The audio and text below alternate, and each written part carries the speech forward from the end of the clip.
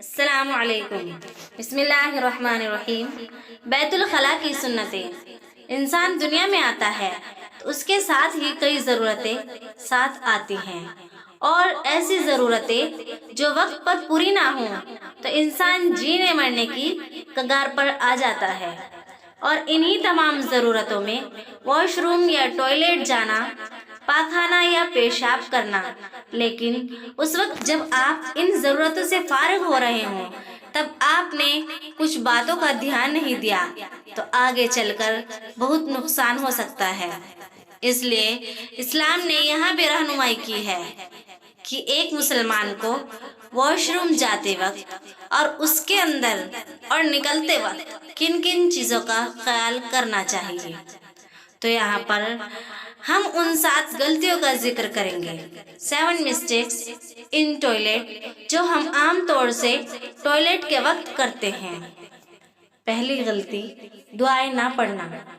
جب ہم دعائیں پڑھ لیتے ہیں تو اندر موجود شیاطین اور ہمارے بیچ ایک پردہ بن جاتا ہے، جس سے ہم کسی بھی طرح کا نقصان سے بچ جاتے ہیں۔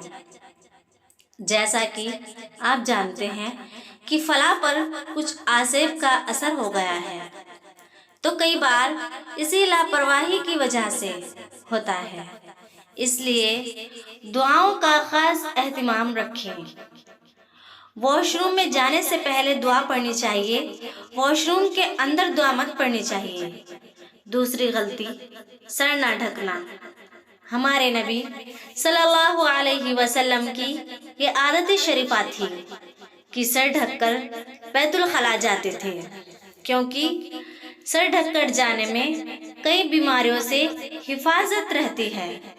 جیسے علماء نے لکھا ہے کہ جو سر ڈھک کر نہ جائے تو اس کو بھولنے کی بیماری پیدا ہو جاتی ہے، اور ایک دوسری بیماری یہ بھی ہے کہ بال جھڑنے لگتے ہیں، اور یہ دونوں بیماریاں آج کل عام ہیں۔ اسی لیے سر ڈھک کر واش روم جانا ہماری روٹین ہونا چاہیے۔ تیسری غلطی، قبلے کی طرف منہ یا پیٹھ کرنا۔ قبلہ یعنی جس طرف رخ کر کے ہم نماز پڑھتے ہیں، اس طرف منہ یا پیٹھ کر کے واش روم میں نہیں بیٹھنا چاہیے۔ چاہے آپ میدان میں ہوں، کھلے میں ہوں یا کسی بلڈنگ میں ہوں، ہر حال میں آپ کو قبلے کی طرف نہ رخ کرنا ہے اور نہ ہی پیٹھ کرنا۔ چوتھی غلطی، اطمینان سے فارغ نہ ہونا۔ عام طور سے نوجوانوں میں ایک مسئلہ یہ ہوتا ہے کہ جینز اور پینٹ پہنے ہوتے ہیں، جس سے استنجا کرتے وقت ٹھیک سے بیٹھ نہیں پاتے اور جلدی سے اٹھ کھڑے ہوتے ہیں۔ حالانکہ جب تک یہ اطمینان حاصل نہ ہو جائے کہ ایک بھی قطرہ نہیں بچا، اس وقت تک رکے رہنا چاہیے اور پھر پانی کا استعمال کر کے باہر نکال لینا چاہیے، کیونکہ ان چیزوں سے بیماریاں بنتی ہیں۔ پانچویں غلطی، غسل خانے میں پیشاب کرنا۔ جس جگہ ہم نہاتے ہیں اس جگہ ہم کو پیشاب نہیں کرنا چاہیے۔ نبی پاک صلی اللہ علیہ وسلم کی حدیث ہے کہ ایسا کرنے سے وسوسے کی بیماری پیدا ہو جاتی ہے، اس لیے اس سے بچنا چاہیے۔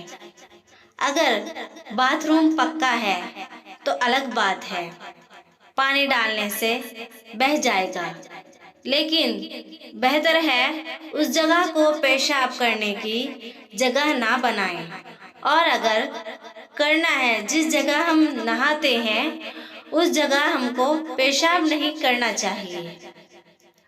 نبی پاک صلی اللہ علیہ وسلم کی حدیث ہے کہ ایسا کرنے سے وسوسے کی بیماری پیدا ہو جاتی ہے، اس لیے ایسا کرنے سے بچنا چاہیے۔ اگر باتھ روم پکا ہے تو الگ بات ہے، پانی ڈالنے سے بہہ جائے گا، لیکن بہتر ہے उस जगह को पेशाब करने की जगह ना बनाएं। और अगर वॉशरूम कच्चा है फिर तो बिल्कुल ऐसा करने से बचना चाहिए। छठी गलती, खड़े खड़े पेशाब करना। हमारे नबी पाक सल्लल्लाहु अलैहि वसल्लम हमेशा बैठकर ही फारिग होते थे, इसलिए यही तरीका हर मुसलमान का होना चाहिए कि वो बैठकर ही पेशाब करे।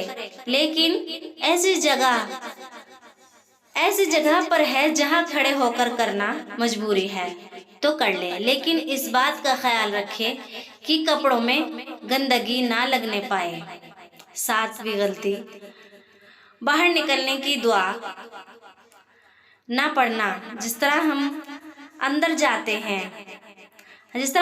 जाते वक्त दुआ पढ़ते हैं, उसी तरह बाहर निकलने की भी दुआ पढ़ना चाहिए, क्योंकि इस दुआ में अल्लाह का शुक्र और आफियत भी है कि कुछ लोग ऐसे होते हैं जिसको फारिग होने के लिए दवाइयाँ लेनी पड़ती है।